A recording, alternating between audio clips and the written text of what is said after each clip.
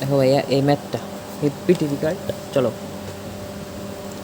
এখানে কি বলছে ভাইয়া, প্রথম বস্তু দ্বিতীয় বস্তুর সাথে স্থিতিস্থাপক সংঘর্ষে লিপ্ত হয়। ভাইয়া এটা মার্ক করো, স্থিতিস্থাপক সংঘর্ষে লিপ্ত হয়। সংঘর্ষে স্প্রিংটি সংকুচিত হয়। এবার দ্বিতীয় বস্তুটি প্রথম বস্তুর জন্য পূর্বের অবস্থায় ফিরে আসে, তখন বস্তুর মধ্যবর্তী দূরত্ব কত? এই যেটা হচ্ছে তোমার চিত্রটা দেওয়া ছিল, দেখো আর কি, এটা ধরো একটা স্প্রিংটা বি বস্তুর সাথে লাগানো আছে,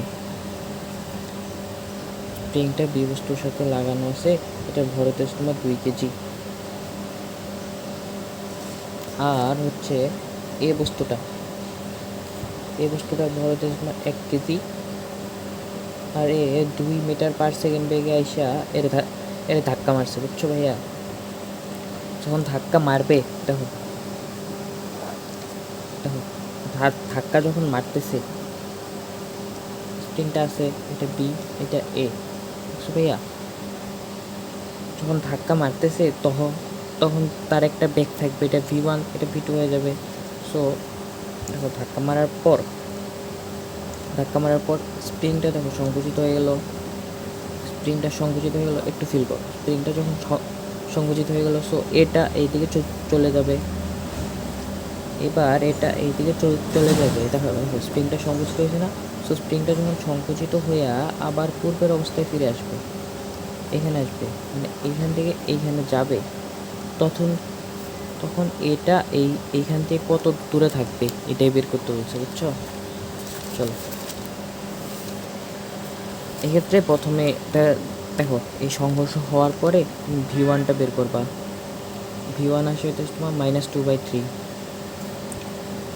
তুমি V2টা বের করবা, V2 আসবে তোমার 4/3, যেখান থেকে এই যে এই সূত্রটা দিয়ে। এবার দেখো যখন তুমি মনে করো স্প্রিংটাকে ধাক্কা মারলা, এই বল দিয়ে ধাক্কা মারার পর স্প্রিংটা একবার এইখানে যাবে, আরেকবার আসবে, আবার যাবে, আবার আসবে, আবার যাবে, আবার আসবে, আবার যাবে, আবার আসবে। এটা হইতেছে তোমার SHM বা সিম্পল হারমোনিক মোশনের মতো একটা কাজ করবে। So T = 2π/m/k। কে এর মান দেওয়া আছে, কে এর মান হইতেছে তোমার 2 Newton per metre. So 2π/k মানে 2। এম কত ভাইয়া? বি বস্তুর জন্য এম কত? 2। সেক্ষেত্রে 2π।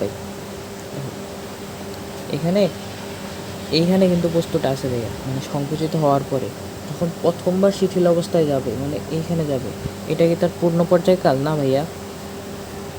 পূর্ণ পর্যায়কাল কখন ভাইয়া? যখন এইখানে যাবে আবার এইখানে ফিরে আসবে, যখন